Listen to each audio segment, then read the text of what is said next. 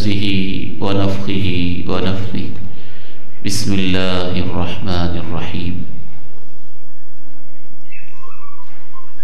والليل إذا يغشى والنهار إذا تجلى وما خلق الذكر والأنثى إن سعيكم لشتى فأما من أعطى واتقى وصدق بالحسنى فسنيسره لليسرى وأما من بخل واستغنى وكذب بالحسنى فسنيسره للعسرى.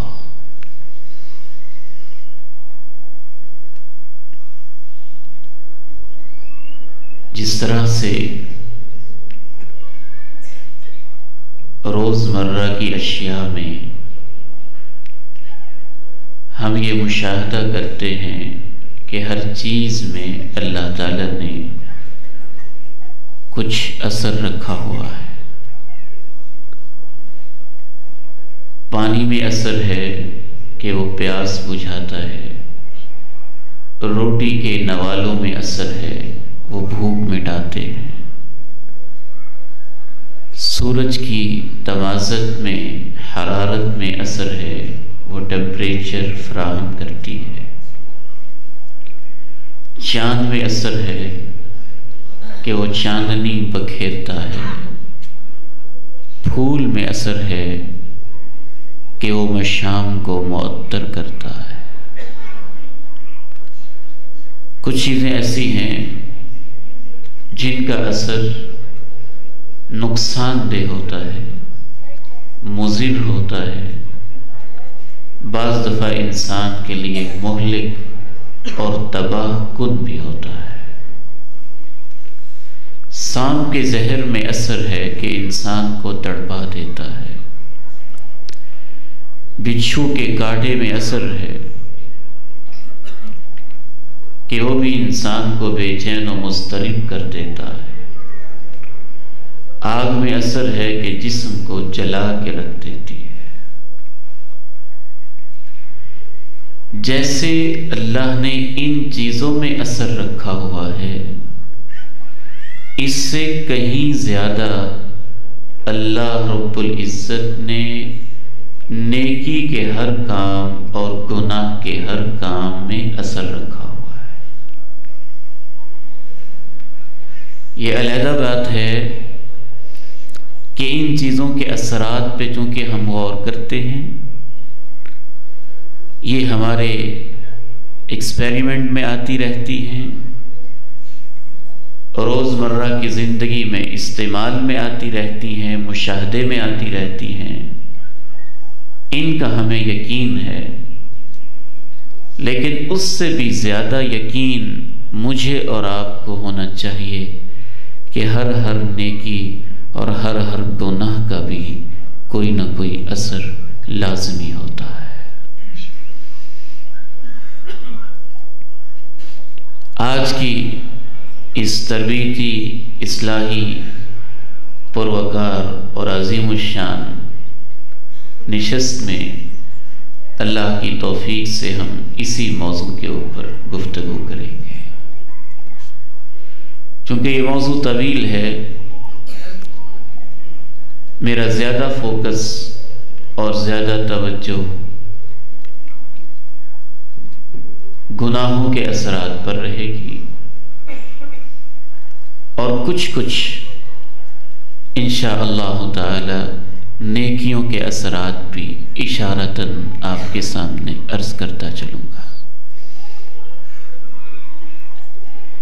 نیکی اور گناہ کا سب سے پہلا اثر میرے اور آپ کے دل پر ہوتا ہے. یہ اثرات آپ نے ترتیب سے گنتے جانے. مجھ سے قبل میرے انتہائی پیارے اور فاضل بھائی جن سے ہم اللہ کے لیے محبت کرتے ہیں، میاں یوسف حفظہ اللہ تعالی، آپ کو توجہ دلا رہے تھے کہ درس قرآن کا مطلب ہوتا ہے ایک لیسن، ایک سبق سیکھنا. حضرت قاری صاحب تشریف فرما ہیں، دیگر اہل علم بیٹھے ہیں. میں گزشتہ دنوں پڑھ رہا تھا، حضرت مولانا اسماعیل سلفی رحمہ اللہ شکوہ کر رہے تھے، فرما رہے تھے کہ بدقسمتی سے خطیب یہ سمجھتے ہیں کہ ہمارا کام بس بیان کرنا ہے، اور سامعین یہ سمجھتے ہیں کہ ہمارا کام تو بس سن لینا ہے، اور عمل سے دونوں ہی محروم رہتے ہیں۔ اللہ تعالی ہمیں اس محرومی سے محفوظ فرمائے۔ تو سب سے پہلا اثر دل پر ہوتا ہے، گناہ سے ایک داغ سا لگتا ہے، ایک دھبا لگتا ہے، پھر زنگ لگتا ہے، پھر زنگ بڑھتا جاتا ہے، بڑھتے بڑھتے ایمان کا نور کم ہونا شروع ہوتا ہے۔ انسان اگر گناہ پہ گناہ مزید کرتا چلا جائے تو پھر دل میں تاریکی ڈیرے ڈالتی ہے، اندھیرے چھا جاتے ہیں۔ انسان اور اگر اس وادی میں آگے بڑھتا جائے اور گناہ کی دنیا سے واپس نہ پلٹے تو پھر دل پتھر ہونا شروع ہو جاتا ہے۔ انسان اگر پھر بھی باز نہ آئے تو پھر دل ٹیڑھا ہونا شروع ہو جاتا ہے۔ انسان اگر پھر بھی باز نہ آئے تو دل الٹا ہونا شروع ہو جاتا ہے۔ انسان پھر بھی رکنے کا نام نہ لے تو آہستہ آہستہ دل مر جاتا ہے۔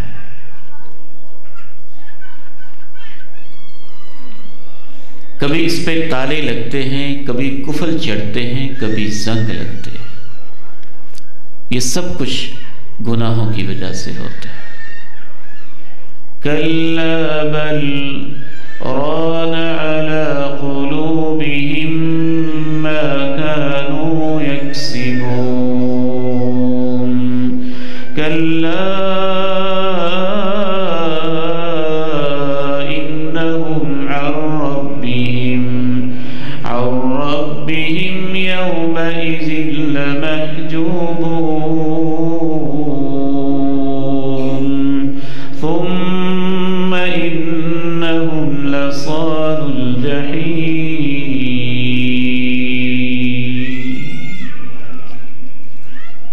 ان کے دلوں پہ زنگ چڑھ چکے ہیں ان حرکتوں کی وجہ سے جو یہ کرتے رہے ہیں۔ یاد رکھو، یقینی بات ہے کہ ان کے دل پہ اتنے زنگ چڑھ چکے ہیں کہ کل روز محشر یہ اللہ کے دیدار سے محروم رکھے جائیں گے۔ افلا يتدبرون القرآن ام على قلوب اقفالها افلا يتدبرون القرآن ام على قلوب اقفالها۔ بھلا یہ قرآن میں غور و فکر کیوں نہیں کرتے؟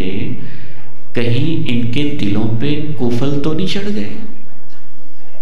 پتہ چلتا ہے کہ دلوں پہ تالے بھی لگ جاتے ہیں، پھر ہدایت کی کوئی بات اندر جاتی ہی نہیں ہے۔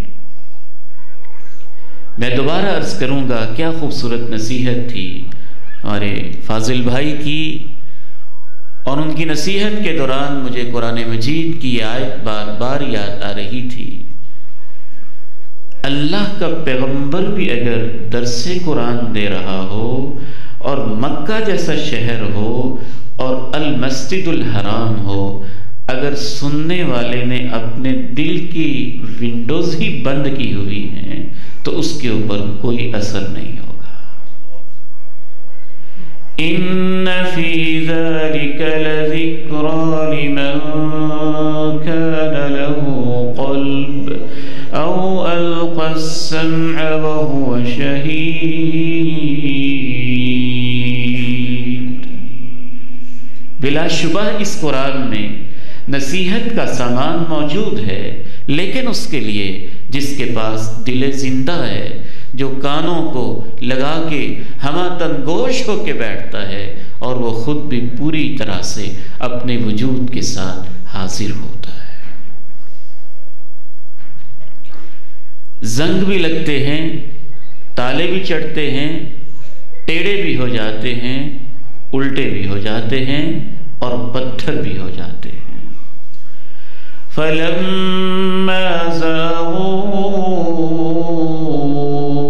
أَزَاغَ اللَّهُ قُلُوبَهُمْ فَأَمَّا الَّذِينَ فِي قُلُوبِهِمْ زَيْغٌ فَيَتَّبِعُونَ مَا تَشَابَهَ مِنْهُ ابْتِغَاءَ الْفِتْنَةِ وَابْتِغَاءَ تَأْوِيلِهِ، جب ان کے عمل ٹیڑھے ہو گئے تو اللہ نے ان کے دلوں کو ٹیڑھا کر دیا۔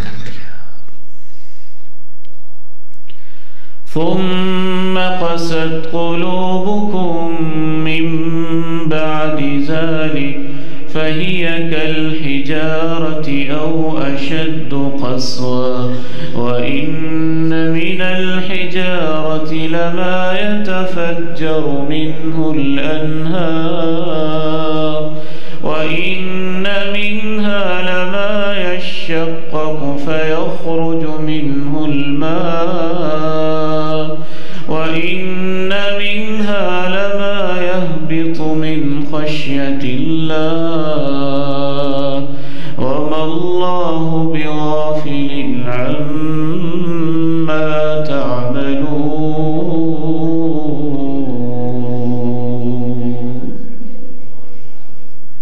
تمہارے دل پتھروں جیسے ہیں، بلکہ اس سے بھی سخت ہیں۔ قبر سے مردہ اللہ نے کھڑا کیا، قتل کا مقدمہ تھا۔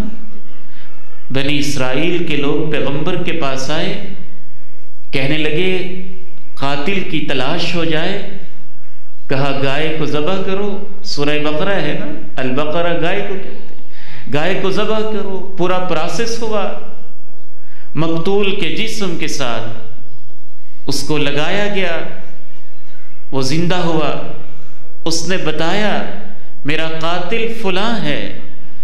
قبروں سے مقتول کو زندہ ہوتا دیکھ کر، بولتا دیکھ کر اور سن کر بھی وہ پیغمبر کی بات کو ماننے کے لیے تیار نہ ہوئے۔ کبھی دل اتنے پتھر ہو جاتے ہیں۔ اس پر اللہ نے تبصرہ کیا، ثُمَّ قَسَتْ قُلُوبُكُم مِّن بَعْدِ ذَلِكَ فَهِيَ كَالْحِجَارَةِ أَوْ أَشَدُّ قَسْوَةً وَإِنَّ مِنَ الْحِجَارَةِ لَمَا يَتَفَجَّرُ مِنْهُ الْأَنْهَارُ وَإِنَّ مِنْهَا لَمَا يَشَّقَّقُ فَيَخْرُجُ مِنْهُ الْمَاءُ وَإِنَّ مِنْهَا لَمَا يَهْبِطُ مِنْ خَشْيَةِ اللَّهِ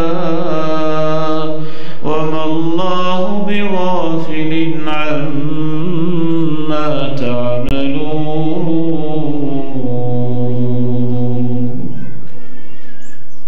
آخری سٹیج یہ ہوتا ہے کہ دل پہ مہر لگ جاتی ہے۔ جب انسان پھر بھی گناہوں سے باز نہیں آتا، مہر لگ جاتی ہے۔ جب مہر لگ جاتی ہے تو اس کا یقینی نتیجہ یا انسان منافق ہو جاتا ہے یا کافر ہو جاتا ہے، کیونکہ مہر صرف ان دو قسم کے انسانوں کے دل پہ لگتی ہے۔ ختم اللہ علی قلوبہم وعلی سمعہم وعلی ابصارہم غشاوہ وَلَهُمْ عَذَابٌ عَظِيمٌ۔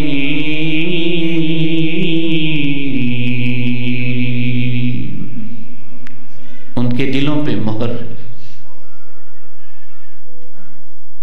تو سب سے پہلا اثر گناہ کا انسان کے دل پہ ہوتا ہے۔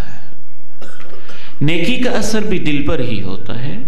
جب انسان نیکی کرتا ہے تو دل میں روشنی آتی ہے، نور ملتا ہے، بصیرت ملتی ہے، یقین ملتا ہے، ایمان میں اضافہ ہوتا ہے، محبت بڑھتی ہے، اللہ سے تعلق بڑھتا ہے، بڑھتے بڑھتے بڑھتے انسان کے دل میں اتنی روشنی ہو جاتی ہے جس کا نقشہ اللہ نے سورہ نور میں کھینچا ہے کہ بندہ مومن کا دل نور علی نور ہو جاتا ہے۔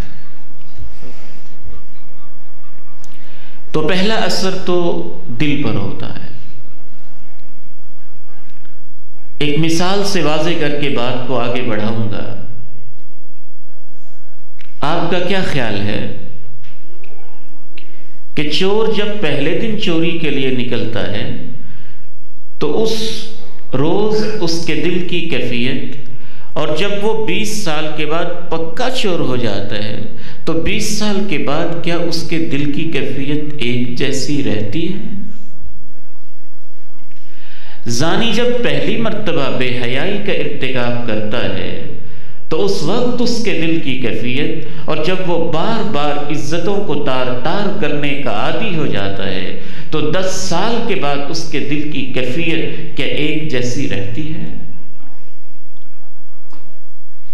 ڈاکو جب پہلے دن ڈاکہ ڈالنے کے لیے گھر سے نکلتا ہے تو اس وقت اس کے دل کی کیفیت، اور جب وہ 10-20 سال ڈاکے ڈال ڈال کے، خون چوس چوس کے، لاشیں تڑپا تڑپا کے، بچوں کو یتیم کر کے، بیواؤں کے سہاگ لوٹ کے پکا ڈاکو بن چکا ہوتا ہے، تو کیا خیال ہے، آپ کا ضمیر کیا کہتا ہے کہ 20 سال پہلے والا وہ انسان اور 20 سال بعد والا ڈاکو، کیا ان کے دل کی کیفیت ایک جیسی ہوتی ہوگی؟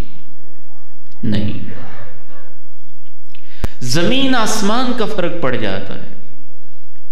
جب پہلے دن وہ چوری کے لیے، ڈاکے کے لیے، کسی کی عزت کو لوٹنے کے لیے نکلتا ہے تو اس کا دل یوں دھک دھک دھک کرتا ہے، اس کو روکتا ہے، اس کو ٹوکتا ہے، کبھی چیختا ہے، کبھی چلاتا ہے۔ وہ چلتا ہے تو اس کے پاؤں کے ساتھ جیسے پتھر سے بندھے ہوں، زنجیریں سی لگی ہوں، ایک قدم اٹھاتا ہے، پھر سوچتا ہے، پھر قدم اٹھاتا ہے، پھر سوچتا ہے، پھر آگے بڑھتا ہے، پھر رک جاتا ہے۔ اس کا دل سمجھاتا ہے نہ کرو، نہ کرو، نہ کرو، آوازیں دیتا ہے، ٹوکتا ہے، کھینچتا ہے، پیچھے کی طرف اس کو لے کے آتا ہے، لیکن جب وہ اپنے دل کی آواز پہ لبیک نہیں کہتا تو آہستہ آہستہ آہستہ 20 سال کے بعد 4-5 بندوں کو مار کر بھی اس کے دل میں کوئی احساس نہیں رہتا ہے، اور عزتیں لوٹ کر بھی وہ شرمندہ ہی نہیں ہوتا ہے۔ پھر اس کی بہنیں بھی روئیں تو اسے سنائی نہیں دیتا، ماں کی آنکھوں میں آنسو بھی ہوں تو اس کا دل پسیجتا نہیں ہے، بہنیں اس کے دروازے پہ بیٹھی ہوں اور اس کی منتیں سماجتیں کرتی ہوں تو اس پہ کوئی اثر تک نہیں ہوتا ہے۔ یہ سب کیا دھرا اس کے اپنے گناہوں کا انجام ہوتا ہے۔ دوسرا اثر گناہوں کا انسان کے جسم پر ہوتا ہے۔ جسم پر اثر 2 طرح کا ہوتا ہے۔ ظاہری بعض دفعہ اثر بھی ہوتا ہے، بعض بیماریاں، بعض تکلیفیں، بعض مشقتیں، بعض مختلف قسم کی پینڈیمکس اور بعض مختلف قسم کی وبائی امراض وہ انسان کے گناہوں کے نتائج کی وجہ سے معاشروں کو اپنے لپیٹ میں لے لیتی ہیں، اور اس سے زیادہ خطرناک اثر امام ابن قیم الجوزیہ رحمہ اللہ فرماتے ہیں کہ سب سے خطرناک اثر جسم پر گناہ کا یہ ہوتا ہے کہ گناہ کر کر کر کے انسان سے نیکی کی توفیق چھن جاتی ہے۔ اس کے جسم میں نیکی کرنے کی ہمت ہی نہیں رہتی۔ پھر ایک مثال سے اس کو واضح کروں گا۔ اسے کہا جائے ڈکیتی کرنی ہے تو جنوری فروری کی ٹھٹھرتی سردیوں میں اور خنک راتوں میں رات کے 2-3 بجے بھی وہ اٹھنے کے لیے تیار ہے، چوک میں چوراہے میں کھڑا ہو کے 4-5 گھنٹے بالکل ایک زبردست قسم کی چاق و چوبند شخصیت کے حساب سے بڑا توانا اور طاقتور، جرأت مند، بہادر، دلیر انسان کے طور پر وہ ایک بدماش چوک چراہے میں کھڑا رہے گا، اس کے لیے کوئی مسئلہ نہیں ہوگا۔ راتوں کو چھپ کے چوریاں کرنا اس کے لیے کوئی مسئلہ نہیں ہوگا۔ دوسروں کی عزتوں سے کھیلنا اور مختلف اس کے لیے حربے استعمال کرنا اس کے لیے کوئی مسئلہ نہیں ہوگا۔ اس کے جسم میں اتنی طاقت ہے، گناہ کر کر کے گناہ کے لیے اگر اسی سے کہا جائے کہ فجر کی 2 رکعتیں پڑھنی ہیں، مسجد القدس میں ہیٹر بھی لگے ہوئے ہیں، نیچے قالین بچھے ہوئے ہیں، تو وہ کہتا ہے میرے اندر تو ہمت ہی نہیں ہے، اٹھا ہی نہیں جاتا، میں کیا کروں؟ یہ اس کے گناہوں کا نتیجہ ہوتا ہے کہ اس کے جسم سے نیکی کی توفیق چھین لی جاتی ہے۔ سلف صالحین میں سے ایک امام ربانی کے پاس ایک شخص آ کے عرض کرتا ہے، کیا وجہ ہے؟ میں روزانہ ہی سوچتا ہوں تہجد کے لیے اٹھوں گا، ارادہ بھی باندھتا ہوں، قصد بھی پورا ہوتا ہے، نیت کا بھی سچا ہوں، لیکن ایک عرصہ بیت چکا ہے کہ مجھے اٹھنے کی توفیق نہیں ملتی ہے، مجھ سے صبح اٹھا نہیں جاتا ہے۔ اس امام موصوف نے کیا عظیم جواب دیا تھا، کہا قیدت کا ذنوبوں کا، جو دن میں گناہ کرتے رہتے ہو وہ رات کو تیرے پاؤں کی زنجیر بن جاتے ہیں اور تجھے اللہ کے سامنے کھڑا نہیں ہونے دیتے۔ جو شروع میں نے آیت مبارکہ تلاوت کی اس کا یہی موضوع ہے۔ وَاللَّيْلِ إِذَا يَغْشَى وَالنَّهَارِ إِذَا تَجَلَّى وَمَا خَلَقَ الذَّكَرَ وَالْأُنثَى إِنَّ سَعْيَكُمْ لَشَتَّى فَأَمَّا مَنْ أَعْطَى وَاتَّقَى وَصَدَّقَ بِالْحُسْنَى فَسَنُيَسِّرُهُ لِلْيُسْرَى وَأَمَّا مَن بَخِلَ وَاسْتَغْنَى وَكَذَّبَ بِالْحُسْنَى فَسَنُيَسِّرُهُ لِلْعُسْرَى وَمَا يُغْنِي عَنْهُ مَالُهُ إِذَا تَرَدَّى إِنَّ عَلَيْنَا لَلْهُدَى وَإِنَّ لَنَا لَلْآخِرَةَ وَالْأُولَى۔ قسم ہے مجھے رات کی جب وہ چھا جائے، قسم ہے دن کی جب وہ روشن اور منور ہو جائے اور اپنی ساری کرنیں پوری کائنات پہ بکھیرنے لگے۔ قسم ہے مذکر کی، قسم ہے مؤنث کی، قسم ہے مرد کی، قسم ہے عورت کی، قسم ہے مرد و عورت کے خالق کی۔ میں یہ قسمیں اٹھا کے کہتا ہوں، یقینی بات ہے کہ تمہاری کوششوں کے میدان مختلف ہیں۔ کوئی نیکی کے لیے کوشش کرتا ہے، کوئی برائی کے لیے کرتا ہے، کوئی اچھے کاموں کے لیے کرتا ہے، کوئی کبھی حرکتوں کے لیے کرتا ہے، کوئی عزتوں کو سنبھالنے کے لیے کرتا ہے، کوئی عزتوں کو لوٹنے کے لیے کرتا ہے، کوئی رزق حلال کے جتن میں ہے، کوئی حرام کمانے کی کوششوں میں ہے، کوئی سود پہ لگا ہوا ہے، کوئی زکوٰۃ دینے پہ لگا ہوا ہے، کوئی لٹیرا بنا ہوا ہے اور کوئی اللہ کی راہ میں تقسیم کرنے پہ لگا ہوا ہے۔ کسی کی زبانیں مساجد و مدارس کے خلاف زہر اگل رہی ہیں اور کوئی اپنا سب کچھ مساجد و مدارس، قرآن اور علماء کے لیے لٹانے کے لیے تیار بیٹھا ہے۔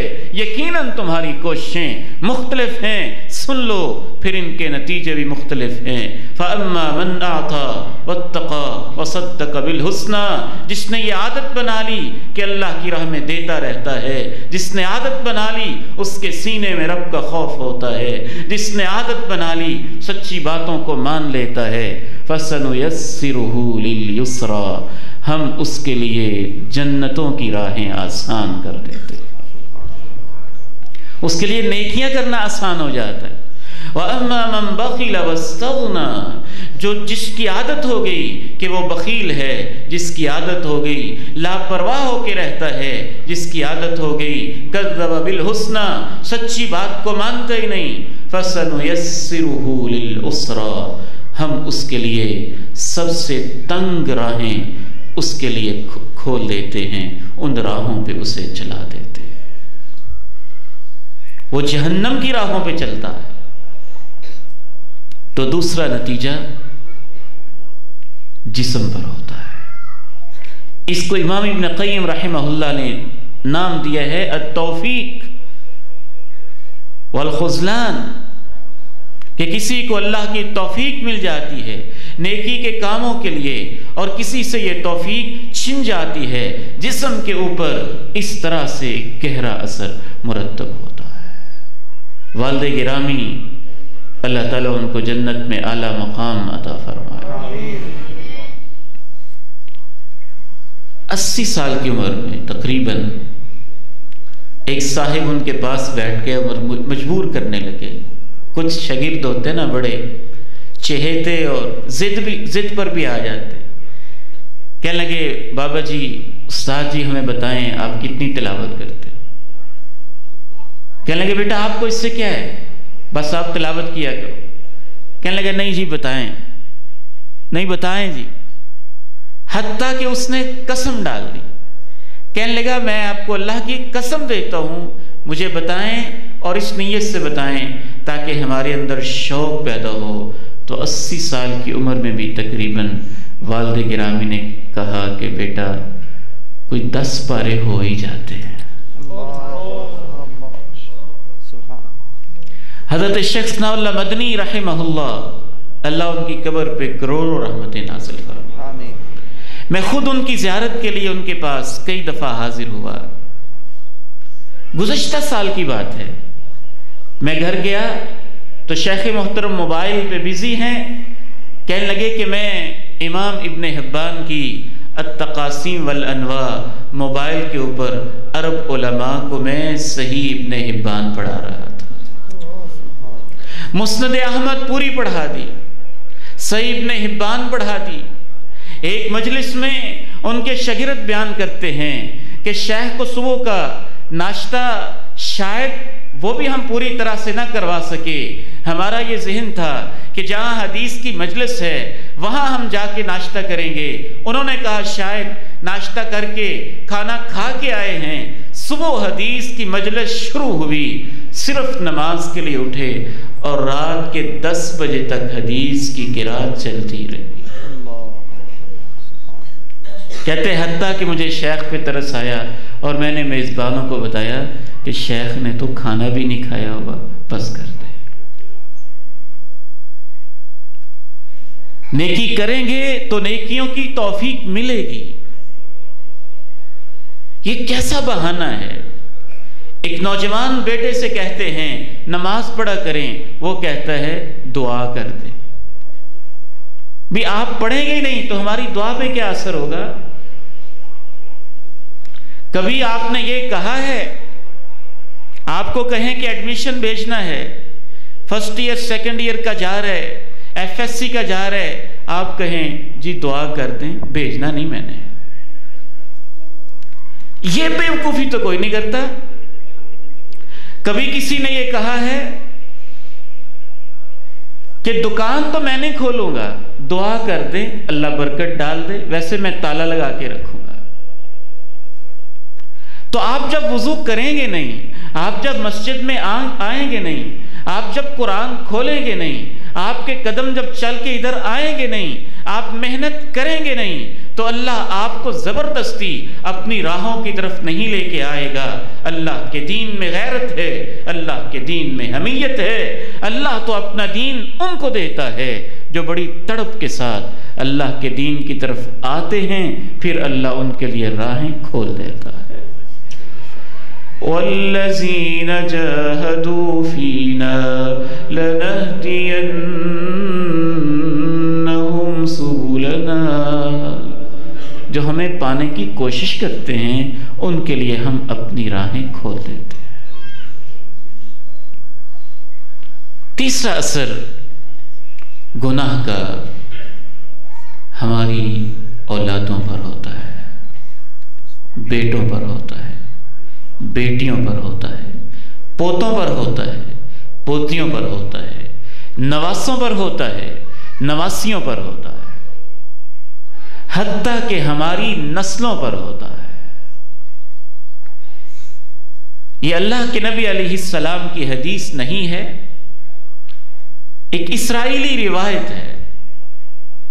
امام ابن قیم الجوزیہ رحمہ اللہ نے اپنی کتاب میں اسے لکھا ہے، فرماتے ہیں اوحى اللہ الی نبی من الانبیاء، اللہ نے نبیوں میں سے ایک نبی کی طرف یہ پیغام بھیجا کہ اپنی امت کو جمع کرو اور اپنی امت کو بتاؤ انی اذا اطیعت رضیت و اذا رضیت رحمت و رحمتی تبلغ السابع من الولد، اپنی امت کو جمع کر کے بتاؤ جب لوگ نیکیاں کرتے ہیں، میری اطاعت کے کام کرتے ہیں، میری فرما برداری کرتے ہیں تو میں ان پہ راضی ہو جاتا ہوں، جب میں راضی ہو جاتا ہوں میں اپنی رحمتیں بھیجتا ہوں، اور جب میں رحمتیں بھیجتا ہوں تو میری رحمت کا اثر کبھی ان کی 7ویں نسل تک بھی چلا جاتا ہے۔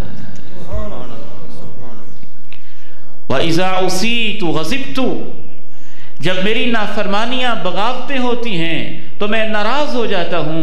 وَإِذَا غَضِبْتُ لَعَنْتُ، جب میں غضب میں آتا ہوں پھر میں لعنت اور پھٹکار بھیج دیتا ہوں۔ وَلَعْنَتِي تَبْلُغُ السَّابِعَ مِنَ الْوَلَدِ، اور کبھی میری لعنت کا اثر بھی 7ویں نسل تک چلا جاتا ہے۔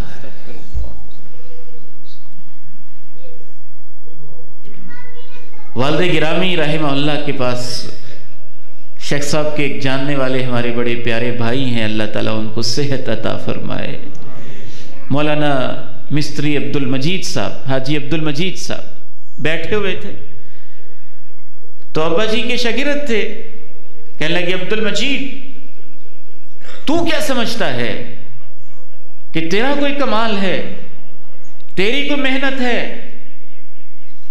اس لیے تیری عزت ہے، فلاں ادارے والا تجھ سے محبت کرتا ہے، فلاں ادارے والا تجھ سے محبت کرتا ہے، فلاں ادارے والا تجھ سے محبت کرتا ہے، فلاں لوگ تجھ سے محبت کرتے ہیں، کبھی نہ سمجھنا تیرا کمال ہے۔ عبد المجید تیرا ابو بڑا نیک تھا، اس کی دعائیں تیرے کام آ رہی ہیں۔ وَكَانَ أَبُوهُمَا صَالِحًا فَأَرَادَ رَبُّكَ أَن يَبْلُغَا أَشُدَّهُمَا وَيَسْتَخْرِجَا كَنزَهُمَا رَحْمَةً مِّن رَّبِّكَ وَمَا فَعَلْتُهُ عَنْ أَمْرِي۔ سورہ کہف ہے، جناب موسیٰ جناب خضر دونوں عظیم ہستیاں ایک دیوار کی چنائی کر دیتے ہیں اور اس کے فلسفہ اور حکمت بیان کرتے ہوئے کہتے ہیں کہ اللہ نے وقت کے ایک نبی کو دوسرے نبی یا ولی کو اتنے لمبے فاصلے اس لیے طے کروائے ہیں کہ یہ دیوار ایک نیک بندے کی دیوار تھی۔ اللہ نے چاہا کہ اس کی نیکیوں کا فائدہ اس کی اولاد کو بھی ہو جائے، بشرطے کہ اولاد ان راہوں پہ چلے، اور بعض دفعہ گناہوں کا اثر نسلوں تک ہو جاتا ہے، نسلوں تک ہو جاتا ہے۔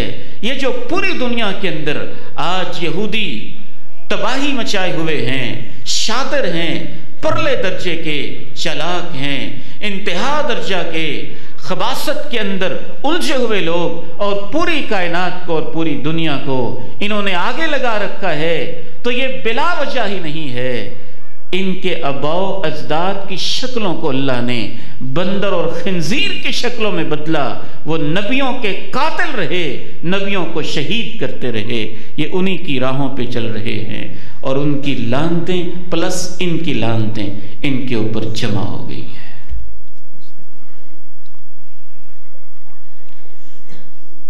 تو نسلوں پر بھی، اولادوں پر بھی ہماری نیکیوں اور برائیوں کا اثر ہوتا ہے۔ بعض آثار میں تو یہاں تک آتا ہے سلف صالحین کہتے تھے کہ رات کو مجھ سے گناہ ہوتا ہے اور صبح میں دیکھتا ہوں کہ اللہ اس گناہ کی نحوست کی وجہ سے میری اولاد کو ایسا کر دیتا ہے کہ اس دن وہ میری بات نہیں مانتے، میری بیوی میری بات نہیں مان رہی ہوتی، رات کو مجھ سے کوئی غلطی ہوتی ہے تو میں تو یہ بھی محسوس کرتا ہوں، سلف صالحین کہتے تھے کہ میری بھینس اور گائے کے دودھ میں بھی اس کا اثر ہو رہا ہوتا ہے۔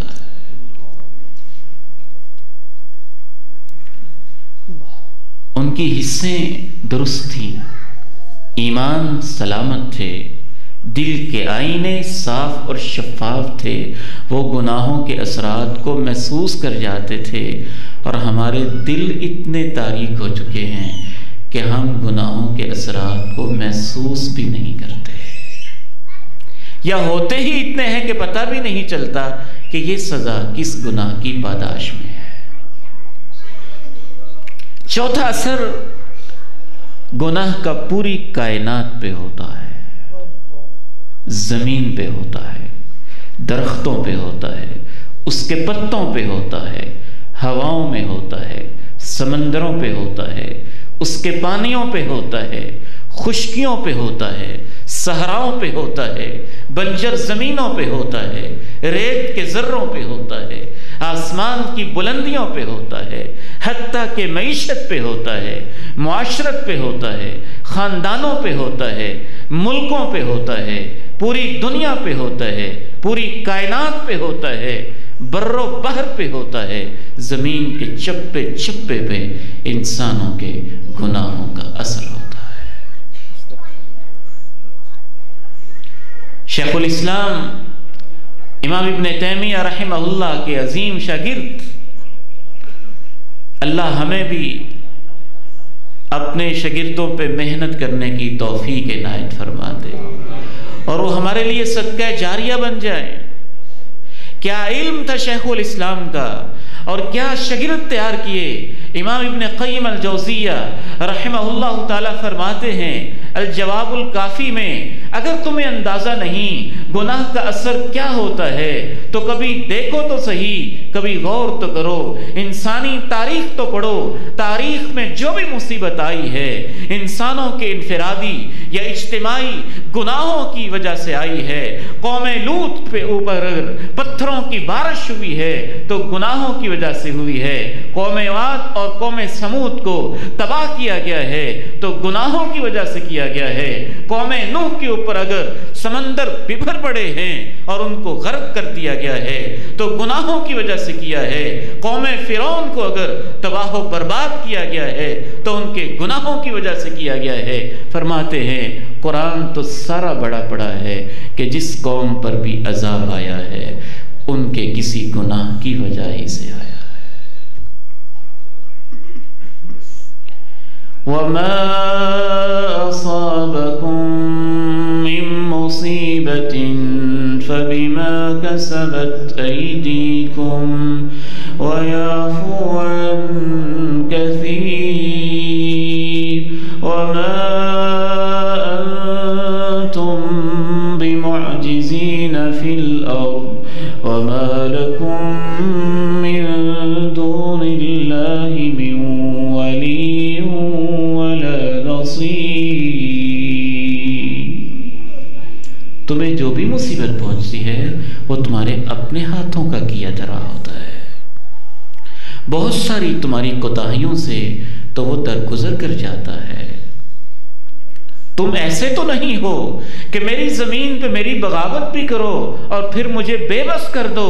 یاد رکھو میں اگر پکڑنے پہ آیا نہ تمہیں کہیں سے کوئی حمایتی ملے گا نہ تمہاری کوئی مدد کرنے والا ہوگا۔ آمنتم من فی السماء ان یخسف بکم الارض فإذا هي تمور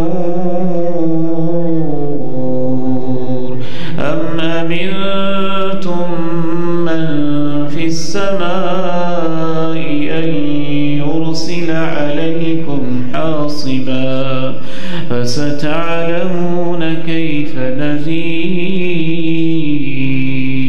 ولقد كذب الذين من قبلهم فكيف كان نكير۔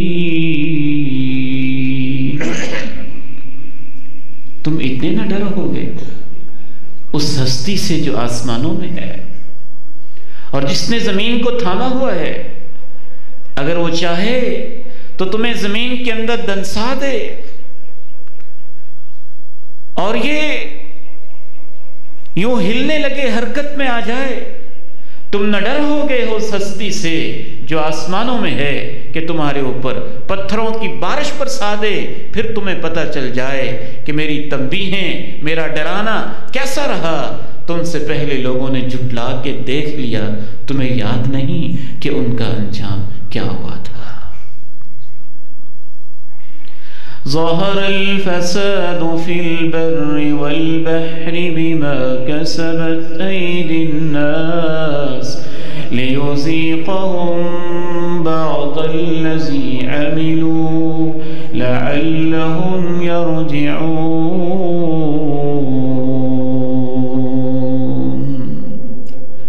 خشکی میں بھی فساد ہو چکا اور تری کے اندر بھی فساد رونما ہو چکا ہے انسانوں کی کمائیوں کی وجہ سے، تاکہ ان کی کچھ غلطیوں کا ان کو مزہ چکھائے تاکہ وہ واپس لوٹ آئے۔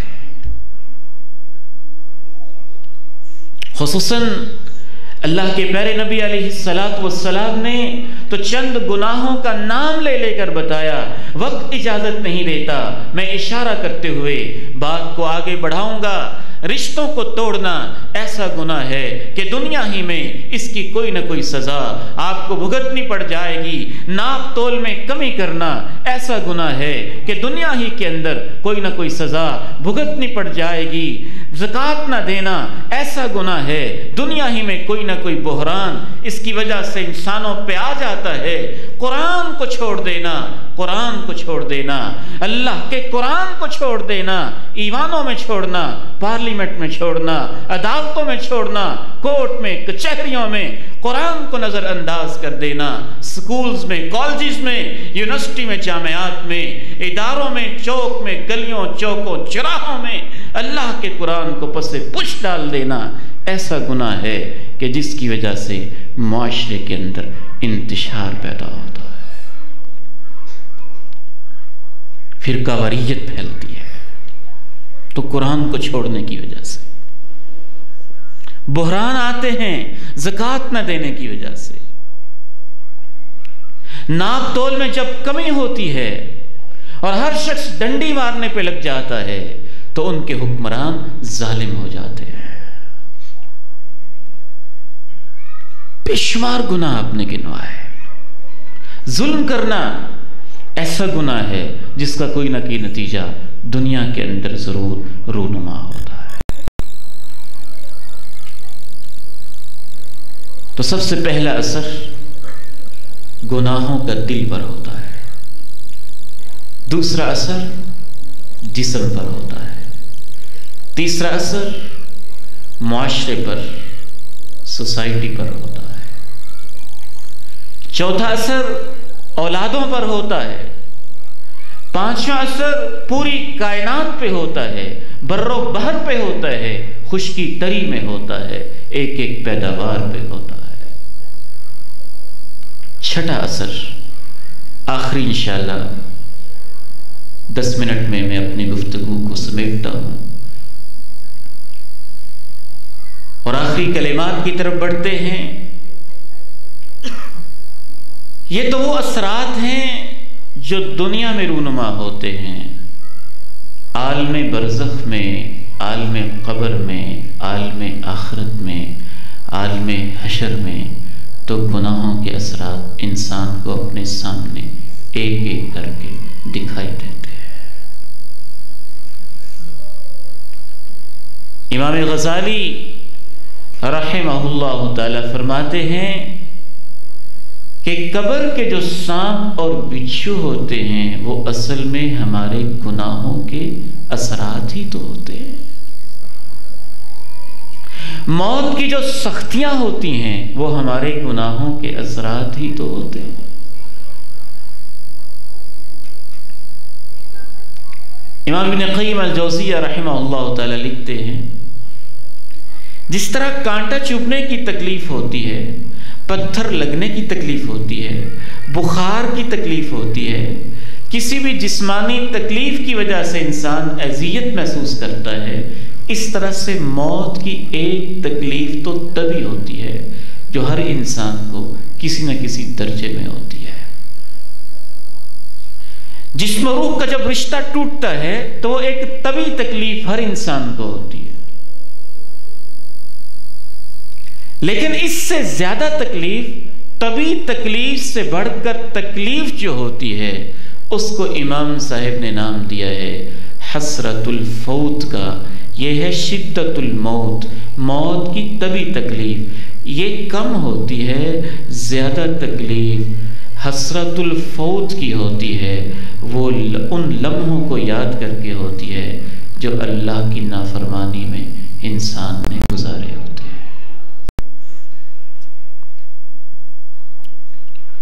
یا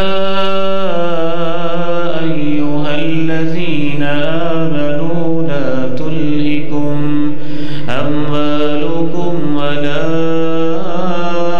اولادکم عن ذکر اللہ ومن یفعل ذلک فاولئک هم الخاسرون وانفقوا مما رزقناکم من قبل ان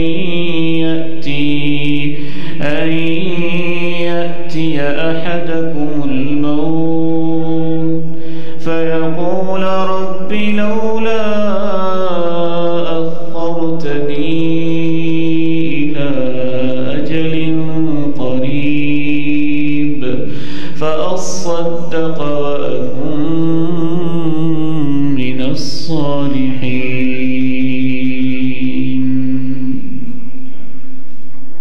ایمان والو، تمہاری اولادیں اور تمہارے مال تمہیں یاد الہی سے کہیں غافل نہ رکھیں، اور جس نے ایسی غفلت اختیار کی وہ نقصان اٹھانے والا ہے۔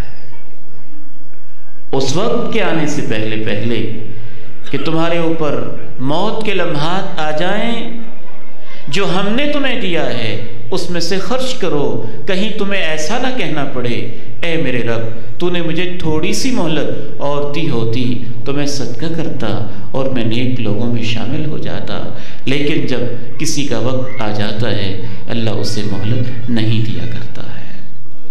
اللہ کو سب پتا ہے جو تم کر رہے ہو۔ قرآن تو عجیب کلام ہے اللہ کا، کیا اس کے اندر گہرائی ہے۔ مبارکباد کے مستحق ہیں میرے بہت ہی پیارے بھائی قاری مقصود صاحب، اللہ ان کی زندگی میں برکتیں عطا فرمائے، مسجد کی انتظامیہ اور منتظمین، اور وہ بیٹیاں جنہوں نے ان سے پڑھا، اور وہ بیٹے جنہوں نے کچھ لمحات قرآن کے سائے میں گزارے۔ انشاءاللہ میرا ایمان یہ کہتا ہے کہ قرآن جیسی تاثیر تو اللہ نے کسی نیکی میں رکھی ہی نہیں ہے۔ برکت ہی برکت ہے، جہاں پڑھا جائے برکت ہی برکت، جگہ میں برکت، ان سینوں میں برکت، زندگیوں میں برکت، وقت میں برکت، عمر میں برکت۔ سلف صالحین کہتے تھے جب کام زیادہ جمع ہو جاتے ہیں تو میں قرآن کی تلاوت میں اضافہ کر دیتا ہوں، جب میں اضافہ کر دیتا ہوں تو قرآن کی برکت سے میرے سارے کام سمٹ جاتے ہیں۔ برکت ہے نا اس میں، یہ مبارک کتاب ہے۔ میرے وہ بیٹے، میرے وہ عزیز، میری وہ بیٹیاں ایف ایس سی کے لیے، بی ایس کے لیے، ایم ایس کے لیے، ایم فل کے لیے، میں نے بیچاری معصوم بیٹیوں کو فجر کی نماز سے پہلے روڈوں پہ کھڑے دیکھا ہے کہ ایف ایس سی کرنی ہے، بی ایس سی کرنی ہے، اور اللہ کے قرآن کے لیے نہ باپ اٹھاتا ہے نہ ماں اٹھاتی ہے۔ سینکڑوں ایسے بچے ہیں اور سینکڑوں ایسی بیٹیاں ہیں، 2-2 سال 4-4 سال جب تک ان کا ڈگری کا پروگرام چلتا ہے، ان کا بس کا وہ پوائنٹ اتنی جلدی آتا ہے، نہ کالج کو فکر ہے ان کی نماز کی، نہ والدین کو فکر ہے ان کی نماز کی، نہ انہیں فکر ہے ان کی نماز کی، نہ ان کے اساتذہ کو فکر ہے ان کی نماز کی۔ سردیوں کے پورے سیزن میں بعض دفعہ بچیاں فجر کی نماز مسلسل چھوڑتی ہیں، اور باقاعدہ مجھ سے سوال کیے جاتے ہیں، پوچھتے ہیں لوگ۔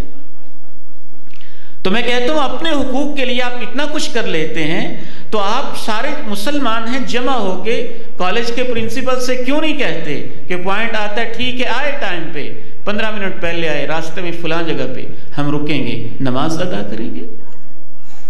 اتنی جرت کیوں نہیں ہے؟ نماز کی اتنی فکر کیوں نہیں ہے؟ قرآن مجید کے ساتھ یہ تعلق کیوں نہیں ہے؟ آپ بایو سمجھ لیتے ہیں، فزکس سمجھ لیتے ہیں، کیمسٹری سمجھ لیتے ہیں، دنیا کی مشکل سے مشکل کتاب، ہر طرح کا فارمولہ آپ سمجھ لیتے ہیں، چند سیکنڈوں میں حل کر دیتے ہیں، بس ایک قرآن ہی ہے جو آپ کو نظر نہیں آتا۔ وَمَنْ أَعْرَضَ عَنْ ذِكْرِي فَإِنَّ لَهُ مَعِيشَةً ضَنكًا وَنَحْشُرُهُ يَوْمَ الْقِيَامَةِ أَعْمَى قَالَ رَبِّ لِمَ حَشَرْتَنِي أَعْمَى وَقَدْ كُنْتُ بَصِيرًا قَالَ كَذَلِكَ أَتَتْكَ آيَاتُنَا فَنَسِيتَهَا وَكَذَلِكَ الْيَوْمَ تُنْسَى۔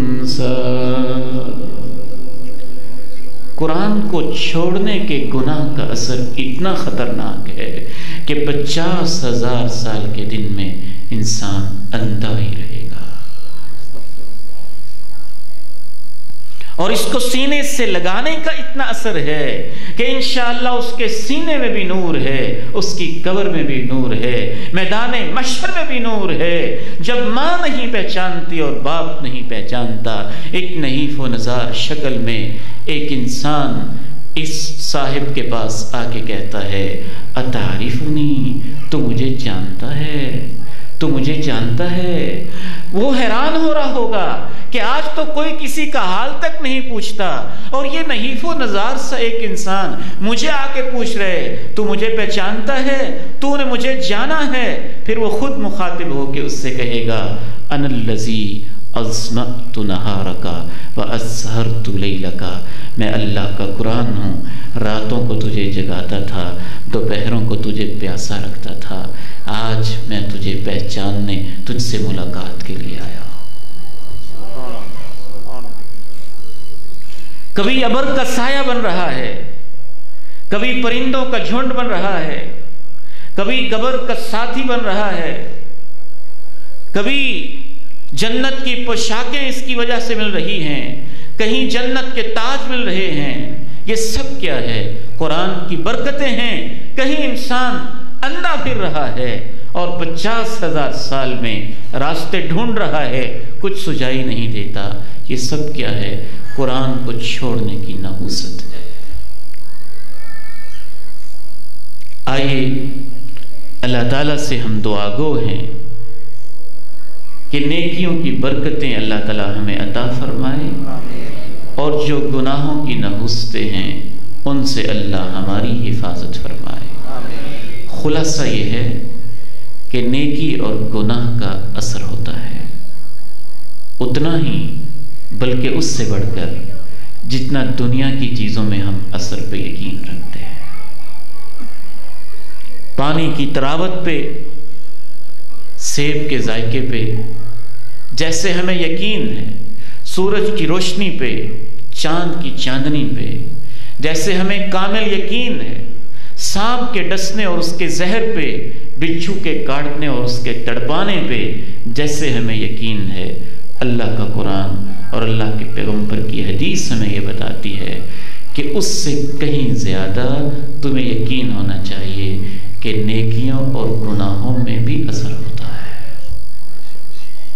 اور وہ اثر بالخصوص انسان کے دل پر ہوتا ہے، دوسرا اثر جسم پر ہوتا ہے، تیسرا اثر اولاد پر ہوتا ہے، چوتھا اثر معاشرے پر ہوتا ہے، پانچواں اثر پوری کائنات پر ہوتا ہے، چھٹا اثر مرتے ہوئے ہوتا ہے، ساتواں اثر قبر میں ہوتا ہے، آٹھواں اثر میدان محشر میں ہوتا ہے، نواں اثر پل صراط سے گزرتے ہوئے ہوتا ہے، اور 10واں اثر یا جنت یا جہنم۔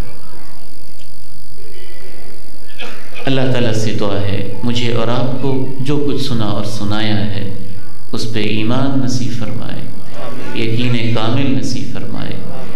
جو بچوں نے، بیٹیوں نے، بھائیوں نے قرآن مجید پڑھا ہے ان کا پڑھنا، حضرت قاری صاحب محترم کا پڑھانا، بڑے پیارے علماء، مشائخ، مہمانوں کا یہاں تشریف لانا، میری حاضری سب اللہ تعالیٰ قبول فرمائے، آپ کی تشریف آوری بھی اللہ تعالیٰ قبول فرما لے۔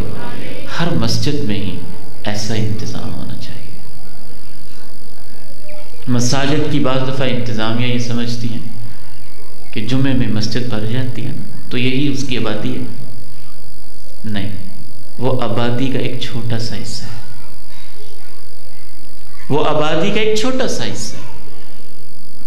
یہاں حفظ کی کلاس ہو، ترجمہ قرآن کی کلاس ہو، تفسیر قرآن کی کلاس ہو، ذکر اذکار ہو رہے ہوں، قرآن سمجھایا جا رہا ہو، یہ اصل اس کی آبادی ہے، اور اس سے مساجد حقیقت میں آباد ہوتی ہیں۔ میری تو یہ خواہش ہے، حضرت قاری صاحب سے درخواست کرتے ہیں، یہ بھی دعا کریں گے انشاءاللہ تعالی کہ ہم ناظرے کا سلیبس اس انداز میں رکھیں کہ جیسے بچے ناظرہ پڑھ جاتے ہیں نا، اس وقت تک والدین سمجھیں کہ بچے فارغ نہیں ہوئے جب تک ناظرے کے بعد ترجمے کی کلاس نہ شروع ہو جائے۔ ناظرہ پورا کریں، پھر ترجمہ پورا کریں، صبح کے وقت میں ہی ہو سکتا ہے انشاءاللہ تعالی۔ جتنا وقت بچے ناظرے کی کلاس میں دیتے ہیں، اگر وہ ایف ایس سی تک، بی ایس تک مسلسل وہ وقت دیتے رہیں اور ہم کوئی اس طرح کی کلاس مینج کر پائیں تو انشاءاللہ تعالی ان مسجدوں کی برکت سے اور ان علماء کی صحبتوں اور رفاقتوں کی برکت سے صبح کے آدھ پون گھنٹے کے اندر ہی بچے انشاءاللہ ناظرہ بھی پڑھ لیں گے، ترجمہ بھی پڑھ لیں گے، حدیث بھی پڑھ لیں گے، دین بھی سیکھ لیں گے انشاءاللہ تعالی۔ اللہ تعالی ہمیں ایسے کام کرنے کی توفیق عنایت فرمائے۔ وآخر دعوانا الحمدللہ رب العالمین۔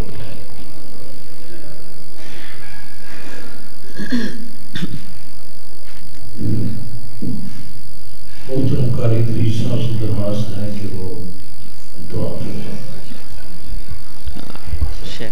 وہ آپ سے ریکویسٹ کر رہے ہیں جس طرح کہ آپ کیا نہیں، شیخ صاحب سے دعا کروانی۔ آ جائیں شیخ، ادھر آ جائیں۔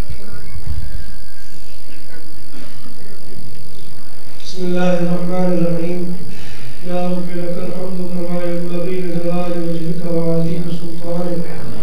اللهم إنا نسألك بأننا نشهد أنك أنت الله لا إله إلا أنت الأحد الصمد الذي لم يلد ولم يولد ولم يكن له كفوا أحد. اللهم إنا نسألك بأن لك الحمد لا إله إلا أنت وحدك لا شريك لك المنان يا بديع السماوات والأرض يا ذا الجلال والإكرام يا ذا الجلال والإكرام يا ذا الجلال والإكرام. اللهم صل على محمد وعلى آل محمد كما صليت على إبراهيم وعلى آل إبراهيم إنك حميد مجيد. اللهم بارك على محمد وعلى آل محمد كما باركت على إبراهيم وعلى آل إبراهيم إنك حميد مجيد. ربنا ظلمنا أنفسنا وإن لم تغفر